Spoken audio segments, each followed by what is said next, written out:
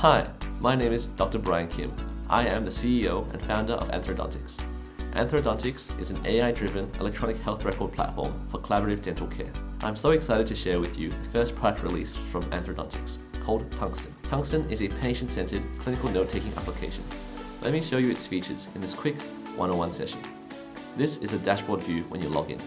Anthrodontics is different from other electronic health record systems in that it recognizes that you may work for more than one clinic. So that means you can access patients, treatment plans, and other documents across all your organizations. There is a default organization generated when you sign up, so you can play around without actually affecting real-life patient data. Let's join a new organization. Enter the organization name in the search bar. You can type in the organization's address as well. Here, we're typing in the #1 ranked dental school in the world, University of Michigan.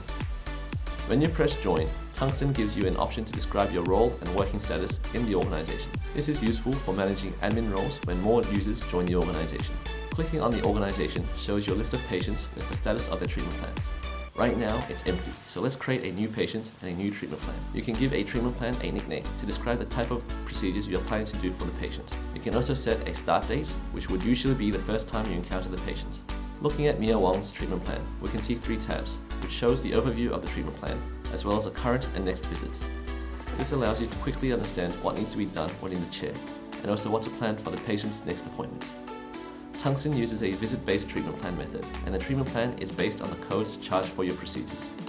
So in this example, let's add codes required for a typical examination. By default, the codes will be added to the unplanned items section. This is a useful staging ground as you start to refine and organize your visits and procedures for the treatment plan. Now that I have an idea of what I'll be doing for the patient, let's add these codes to the first visit. You can just drag and drop them in and reorder them based on the appropriate sequencing.